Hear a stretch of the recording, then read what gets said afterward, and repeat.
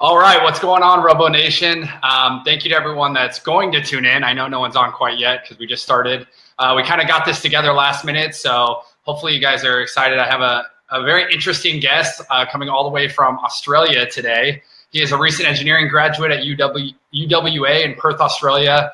Amazing kid. He works at a place called Solder, and it's a Makerspace. They do all sorts of product development, component development, all sorts of new ideas flowing through this space. So I'm going to bring him in. Hopefully, you guys get inspired by some of the stuff that they're doing there, or you get inspired by him. I've been doing these interviews. This is actually interview number 10, I believe. So I've been doing these for the past basically 10 weeks, bringing in people to help give ideas of ways they're using 3D printers, some of the things that they're doing, some of the people they're coming across that are using them and creating cool ideas. And this is strictly just to give people, like I said, some inspiration and ideas of things they can actually create on their own.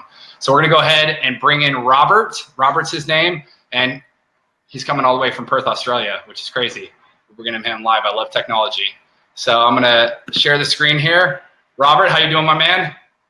Hey, Braden. How we doing, mate? I'm doing good. Good to have you on board. Can you move in a little bit? Yeah, there you go. There you go. Perfect. All right, split screen. Yeah, you're good now.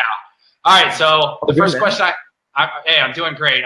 San Diego's, it's a beautiful day right now, so I can't be mad about that. How's it in Perth? Hot as usual. Nice. We're meant to be out of summer, but we're still stuck in it. Get 38-degree days. Oh, yeah. That's Celsius for you guys. Yeah. Wow. I've only been to Australia once, but it was beautiful when I was there, so it's good to hear. Wonderful. All right.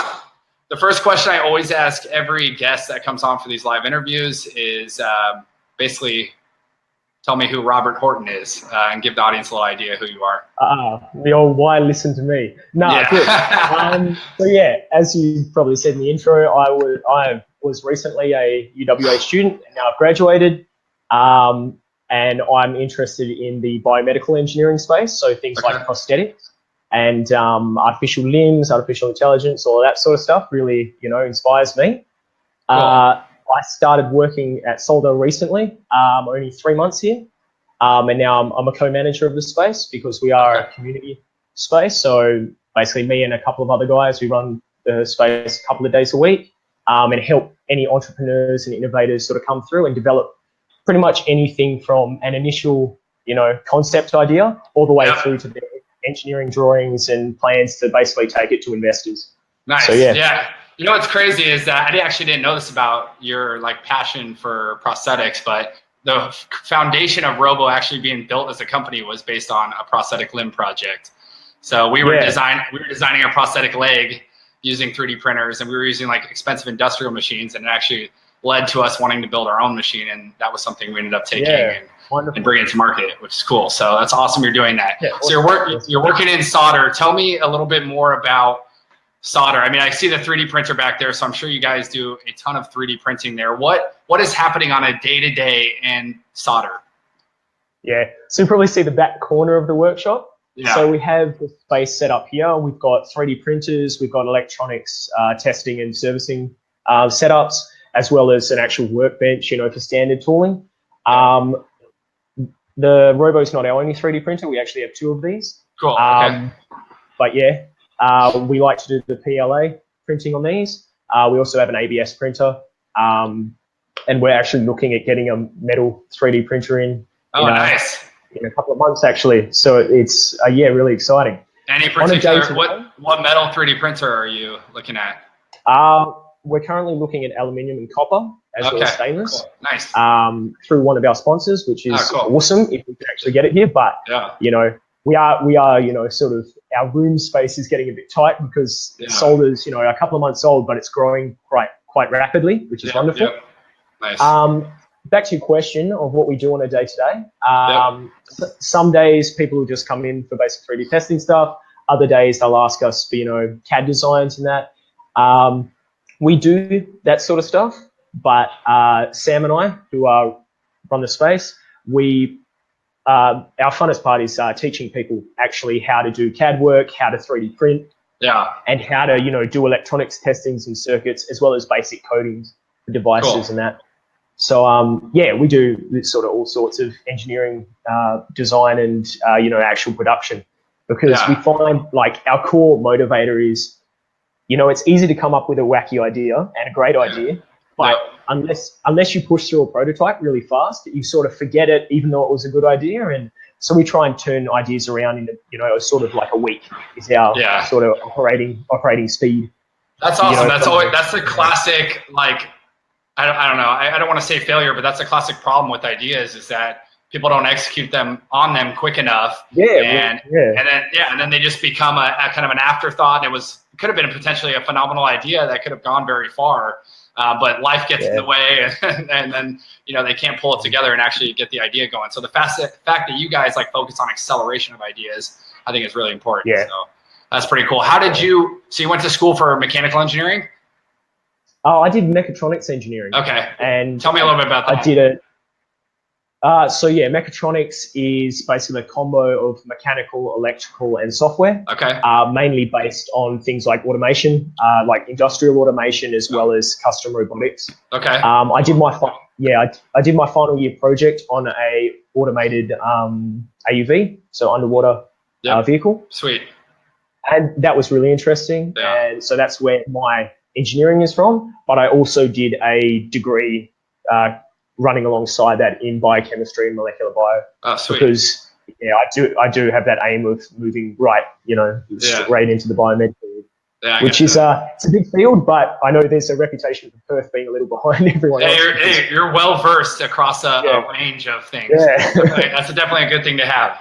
And it sounds like you're an idea guy as well, which is always also a positive thing. Yeah, no. So it's a solder space and open. Can anyone from the public come in and use the machines, or how does it work? They have to apply to a program? Well, that's the hardest part. Like, you can actually come in. There's a membership fee, basically, so we can keep the place running, because Sam and I volunteer here. So we try and get the main reason I got into the space was when I left university. Obviously, I left my robotics lab behind, so I needed a new space. And so then we got into this space, and so I can keep basically working on my personal projects, as well as... I was going to ask you about that. I was going to say, are you working on some stuff there too?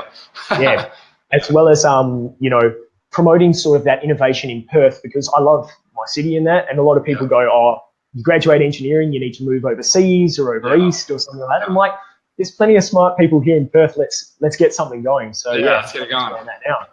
What is can you talk about any of the cool projects you're seeing underway at Solder right now? Is there anything that's exciting? So we have a startup here in the space that's helped with developing their hardware through us, and that's called HumTech, if you want to look them up online. They do a brain scanning and stimulation device. Okay. Their target market at the moment is esports. So they do things like monitoring your sort of lapses in concentration in that, and then of course applications of stimuli to help esports sort of professionals or looking to be professional players hit that next stage. Oh wow, that's pretty interesting. So that's a really fun one for me as well, because I get to talk to the engineers from there, and they do some biomed work as well, which is really cool. Cool. So that's not a product-based business, is it? Like in terms of like a physical hardware product? Well, actually, it's funny you should mention that. I'll get this fresh off the press per se. It's there we go. I like it.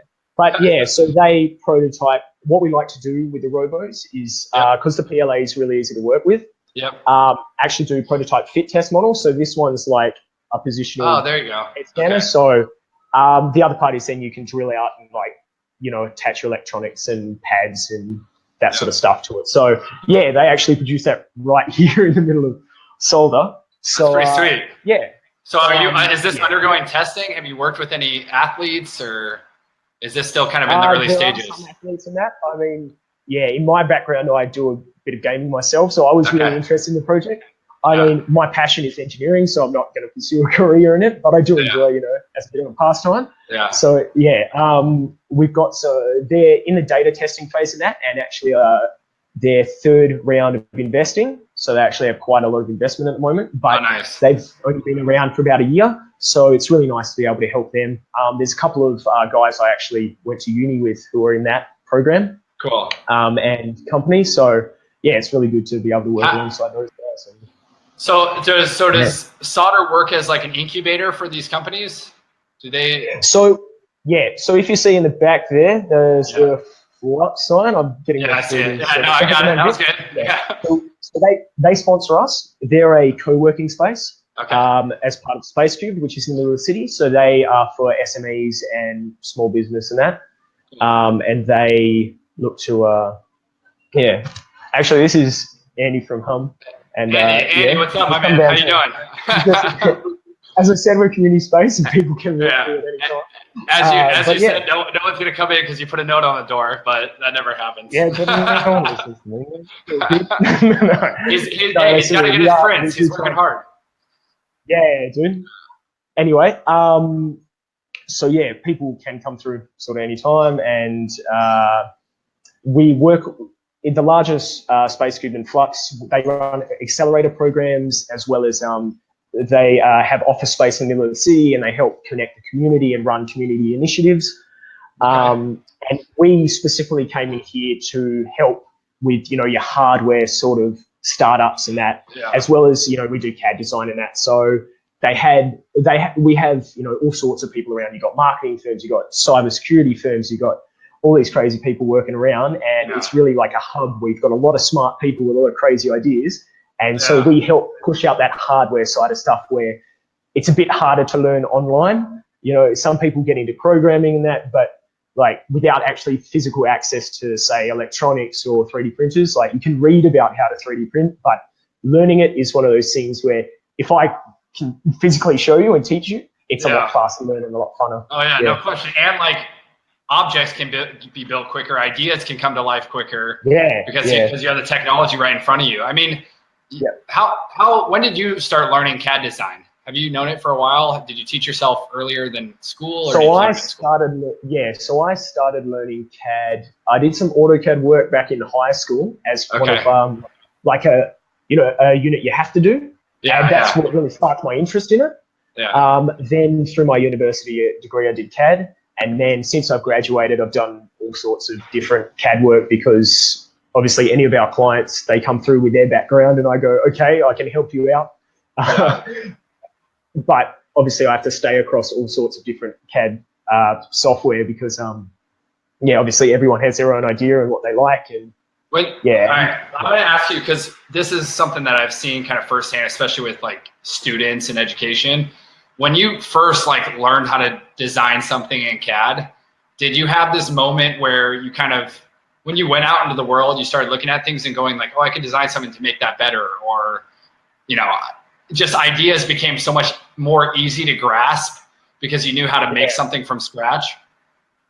Yeah, actually, a lot of it sort of first started when I used to play bass. Back in uni, everyone at the start of uni, they're like, yeah, we're at uni, let's start a band, this sort of stuff. I was in a band too. It's good fun. I definitely recommend it. Music, it's always good. But yeah, just things like attachments, like things like for holding your guitar picks, for like organizing your cables, this sort of stuff. And you can print little plastic devices, that like hold cables and that. And that's where you first start seeing things. And then, through engineering, you see regular appliances and that, and you go, okay, well, how is this made? And that's your inquisitive nature sort of pushing through. And, a lot of people, they see these final products and go, that's not accessible for someone like me because I'm just a regular person, I'm not in a corporation or something like that. And you go, well, take the case of it and look at it. It's just basic electronics put together. There's probably a, processing board. There's, these plastic parts are probably, extruded or, something like that. They're not designed in the same program that you use. Exactly. And and then it just blossomed from there, really. It just starts to make sense. And it's interesting as I'm starting to see this is as like, especially in the US, this whole idea of STEAM education and kids learning how to like do engineering and use technology at an early age. they're going to kind of grow up sort of just with, even if they were born to be an engineer or not, they're going to grow up just like understanding the concepts behind engineering and how to build things. And I think we're going to see a lot, like more ideas coming from like just the normal person at home, just building ideas from scratch. So.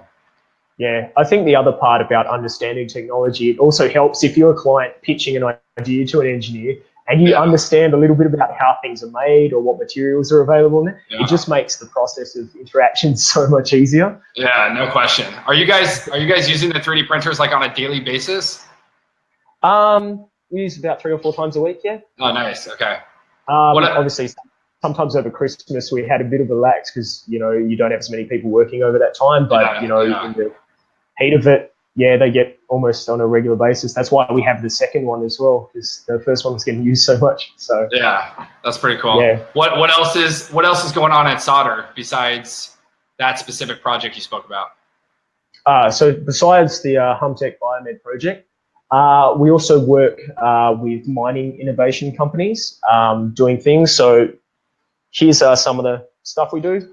So these are just prints for like brackets for camera mounts. Okay. The big craze at the moment is drones.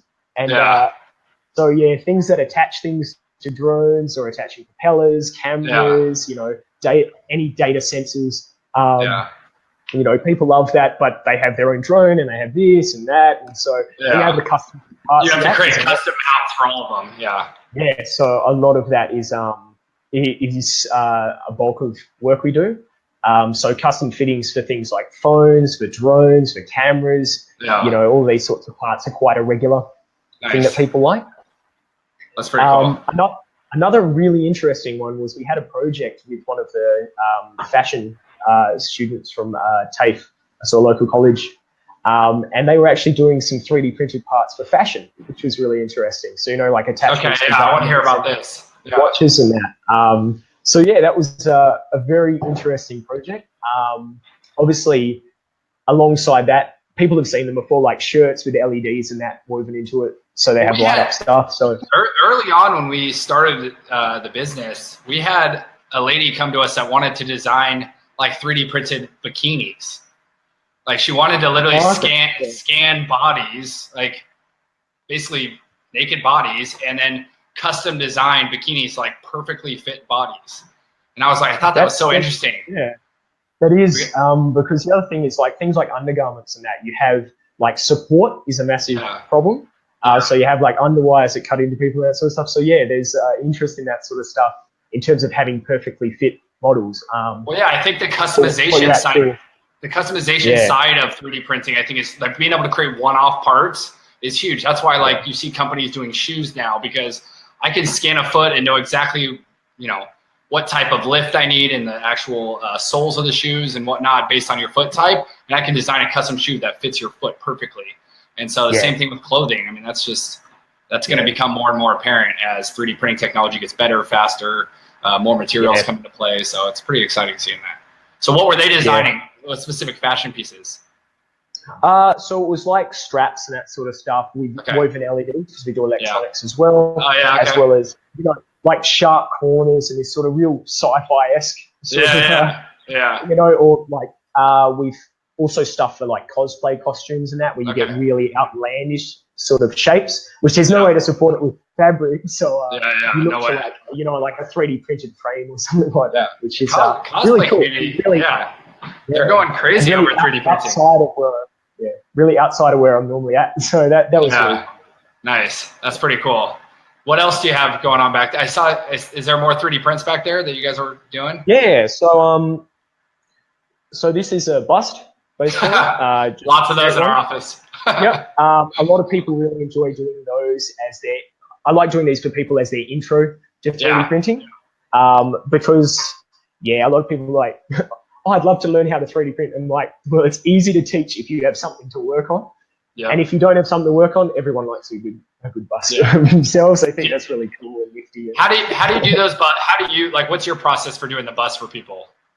So the busts, you either can get a generic one offline if they wanted. Say, I did one of like Dumbledore for someone, which was a file. But otherwise, there's some programs that we have from one of our companies here with like Mind Vision Systems and that. They have like scanning software. And so you take a 360-degree view, convert that to an STL file, and then you can just load that straight into, we use Matter Control to operate the Robos, and go from there. And it's really fast, really. Yeah, we have a guy in our office that's been taking everyone's 3D scan and then putting them on like superheroes and all this stuff. So it's become like a really fun thing in our office. It's not always work. Exactly. I know. I walk around the office and someone's sitting at like a stool getting 3D scanned. I'm like, oh, geez. I was like, can we get back to work? No, but it's a lot of fun. Anything else over there? 3D print. I see you have a couple items. You might have already talked about them, but. Oh, so that's actually that's a Death Star. You probably can't see it because of my camera's lack of resolution. But that's actually a pen holder that we have in there. So that's holding out, so you can put your stationery and that in there, and you have that sort of fun stuff. So a mix of practical and ideas being generated from there. Yep. Cool. The other sort of fun stuff is things like trophies for like our innovation hackathons and that. People really that's a good idea. Trophy. And then, custom signage in that. People like their embossed, company logos on their laptops and that. So we will do a couple of those as well. But and that's interesting. You guys are using it for a lot of like, I don't know, fun custom pieces like around the office and around the workspace, which is actually pretty cool. Yeah. So I like that. Me personally, I use it on personal projects that are more engineering side. I love the PLA for fit testing. It's really good. Because it's quick, cheap, easy to do, fast, and you can do a couple of prints in sort of a standard day of work. But as for the side where we teach a lot of community members who want to come and learn, all that sort of fun office stuff is really, really good. What is there anything you're working on that you're excited about, you personally, that you can talk about? I know a lot of people like talking about their ideas, but. No, that's fine. As I've found, like working around startup spaces and that, a lot of people, you've got IP protection, etc. But people don't have time to steal your ideas. Everyone's working hard on their own stuff, and most people don't have access to things like a prototyping lab. So it's it's so actively ready to steal your ideas. I always tell people that have ideas and they like don't want to talk about them. I'm like, why don't you want to talk about it? You should be sharing them with everyone in it, so you can get validation whether this is a good idea and whether you should actually pursue this or not. One of the projects I'm working on is a part 3D printed, part welded, designed walking frame. So one of my mates who works up at Humtech, he's in a wheelchair. He's not paralyzed. He has some muscle degradation in the supporting muscle. So his main groups of muscle, so he's got the power there, but he can't balance. So we were looking at a combination of elastics and 3D printed sort of framework to actually help him walk. The future of that would be to push that into, you attach like strain gauges and that sort of stuff to that to monitor force applications, etc., and push that into like a rehab style device. Oh wow! So that's where we're looking with that. I know there's some universities collaborating on similar style projects around the place, and I've been in contact with like MIT from the States, as well as university here locally, and they do similar sort of things, but not everyone is. Obviously, the hardest part is everyone is a unique shape, has unique like walking gait. So having a part that is like a generic fit for everyone is very difficult to have. That's where 3D printing is really useful, because you can take a scan of someone and like print an exact fit sort of shape. So is that where you want to go in life? Is like is prosthesis kind of your end goal, or your sort of next business venture, or sort of where you want to go with companies in the future in general? So when I was young, obviously a massive sci-fi nerd, so loved my Terminator movies, loved that sort of stuff, and always inspired by that. And then, that backing of, I find biomed engineering, you get that real direct result of helping people. So that's really my motivator for it. A lot of people, go engineering, it's a steady wage and that. I'm like, but it's so much more. There's so much more you can do. No question. the other part is a lot of people, their 9-to-5 job, they don't get to be creative. Well, while in the engineering and innovation space, you do. So that's really a good motivator for being in that particular space. No, I love your mindset on just that specifically in general. I mean, that's pretty amazing. Being able to use like your skill set to, you know, especially in engineering, to actually like make a difference and help people is pretty powerful. So I commend you for that. Yeah, it's pretty awesome. No, cheers, I appreciate it. But yeah, I'm self-motivated, and it's really good field to be in. And you know, if any other engineers, you know, are looking for a change of scene but still want to do design in that, the biomed space globally is growing quite fast, and there's some really interesting stuff, really good learning opportunities, and real good sort of change of career path if anyone was looking in that direction. Yeah, I have some guy I want you to meet who does. He's pretty well-known young kid now that does prosthetics, and I'll put you in touch with him, and you guys can kind of riff on working on maybe some ideas together. So yeah, that's no problem. Yeah, cool. Awesome. Well, I love it, man. I want to follow your journey, so obviously let us know some of the stuff you're working on. We're happy to share it on our channel. Anything that helps inspire people to use 3D printers, or to maybe go and venture out into something they're not specifically using it for now, that is beneficial for the entire industry. So that's cool stuff. Yeah, no problem. Any shout outs you want to give before we get out of here? Just shout out to the HumTech guys. Thanks, Andy, for coming past for the impromptu meeting. Yeah. The other part is to anyone listening or interested in coming and visiting like prototyping space, if you're in Perth, so you can just look up pop in. Okay. And we can do walk past as well. We're here sort of 9 to 5 on weekdays, you know. Okay. Yeah, we're more than happy to hear ideas, or if you want to learn about 3D printing or the space, wonderful. I'm more than happy to do it. So cool. Thanks for having me on. So if you're in Perth, Australia, go to Space Cube. Is that what it is? Yep. Look up Space Cube. St. George's Terrace. Go check them out. Go see all the amazing stuff they're working on. It sounds like just a great place to actually be in, with lots of smart people, which is always good. So check them out. Talk to Robert. Talk to him about his prosthetic project, and enjoy your time in Perth if you go visit. All right, I'm gonna head it out here. If you guys, anyone that's watching right now, if you have any questions, most of the people we get viewing this come after the fact, because we kind of just do these on a whim. So if anyone types comments below and I need to reach out to Robert, I will, to get them answered, or if they're to me or the Robo team, we'll answer them for you. So feel free to write comment section below, and stay tuned for the next interview that we have next week. So thank you, Robert, for coming on. I appreciate it. Appreciate your time. Keep rocking it. Keep doing amazing stuff with your engineering skills. Keep changing the world. No, awesome. Thanks for having me. Thanks so much, man.